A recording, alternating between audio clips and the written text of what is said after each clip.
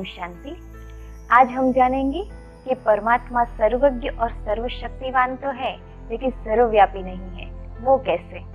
सबसे पहले आश्चर्य की बात तो ये है कि एक तरफ हम परमात्मा को माता पिता व पति पावन कहते हैं और दूसरी तरफ कह देते हैं कि वो कण कण में है, सर्वव्यापी है। तो क्या परमात्मा कुत्ते, बिल्ली, पत्थर, ठीकर, भीतर आदि सब में है या परम धाम निवासी है? वो हम आज इस चित्र के द्वारा समझेंगे। इस चित्र के अंदर यहाँ पर दिखाया है एक बीमार व्यक्ति कह रहा है, हे प्रभु मेरे दुख हरो। अर्थात वो खुद प्रभु नहीं है, वो किसी और से कह रहा है मेरे दुख हरो।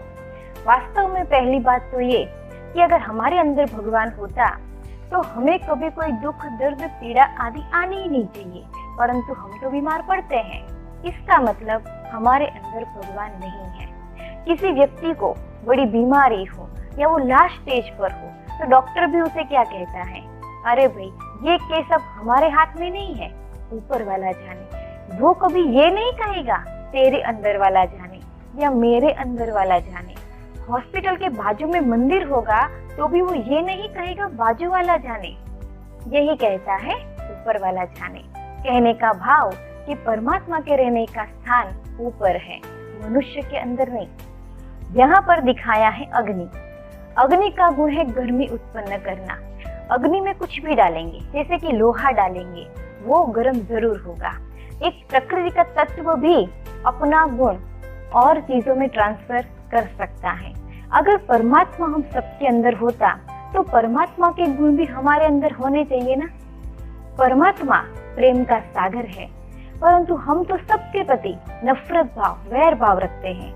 परमात्मा दुख हरता, सुख करता है, परंतु हम तो सबको दुख देते हैं, खुद भी दुखी होते हैं। अगर प्रकृति का तत्व भी अपना गुण और चीजों में ट्रांसफर हो सकता है, तो क्या परमात्मा में इतनी ताकत नहीं है कि वो अपने गुण हमारे अंदर ट्रांसफर कर सके? कहने का भाव कि हमारे अंदर परमात्मा नहीं है। यहाँ पर दिखाया है एक पुरुष स्त्री पर अत्याचार कर रहा है और वो कह रही है, हे प्रभु जी मेरी लाज बचाओ। अगर हम सबके अंदर परमात्मा होता तो क्या परमात्मा कभी ऐसा कर्तव्य कर सकता है? जबकि महाभारत में तो दिखाया है कि भगवान ने द्रौपदी जी की लाज बचाई।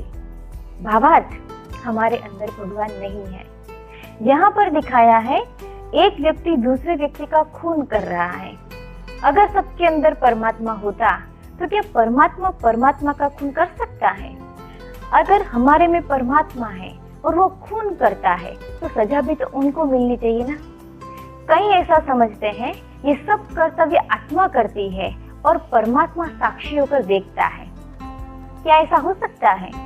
हम देखते हैं कि दो बच्चे आपस में लड़ते हैं तो क्या उसका बाप बैठे बैठे देखता रहता है या उसको समझाने के लिए और छुड़ाने के लिए आता है?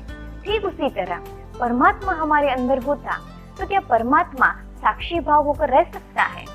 कहने का भाव परमात्मा हमारे अंदर नहीं है। यहाँ पर दिखाया है एक भक्त आत्मा कह रही है, हे प्रभु जी मुझे दर्शन दो। अर्थात उसके अपने अंदर भगवान नहीं है। यहाँ पर दिखाया है कुत्ते, बिल्ली, सूअर, सांप, मगर, किसी जानवरों के अंदर भी भगवान नहीं है। कुत्ता किसी व्यक्ति को काटता है, अगर उसके अंदर परमात्मा होता तो क्या कभी परमात्मा ऐसा कार्य करता है? सांप मनुष्य को दंश लगाता है, व्यक्ति की मृत्यु हो जाती है, जबकि हम तो मृत्यु के समय भगवान से जीवन के लिए प्रार्थना करते हैं। सूअर जो कि गंदी जगह पर रहता है और गंदगी ही खाता है, क्या परमात्मा ऐसा गंदा भोजन स्वीकार कर सकता है? ऐसी गंदी जगह पर रह सकता है? परमात्मा को हम माता पिता कहते हैं। क्या कभी ऐसा हुआ है गधा पसार हो और हम कहे तुम माता पिता हम बालक तेरे? हिंसक प्राणी, वाघ, शेर, उसके सामने जाने में सबको डर लगता है। क्यों डर लगता है? उसके अंदर तो परमात्मा है, लेकिन नहीं, सब डरते हैं। क्यों? किसी मनुष्य मात्र के अंदर परमात्मा नहीं है तो किसी जानवर के अंदर भी नहीं है। यहाँ पर दिखाया है गीता का एक श्लोक, यदा यदा ही धर्मस्य, जब जब अति धर्म की ग्लानि का समय आता है तब तब मैं आता हूँ। कहने का भाव परमात्मा किसी और स्थान से आता है। परमात्मा के लिए कहा जाता है ऊंचा तेरा नाम, ऊंचा तेरा काम और ऊंचा तेरा धाम। परमात्मा के रहने का स्थान सबसे उच्च ब्रह्म महतत्व परम धाम है। वहां से वो आकर अपना सत्य परिचय देकर राजयोग सिखाकर हम सबको मनुष्य से देवता बनाते हैं। इससे स्पष्ट है कि परमात्मा सर्वव्यापी नहीं है। ओम शांति।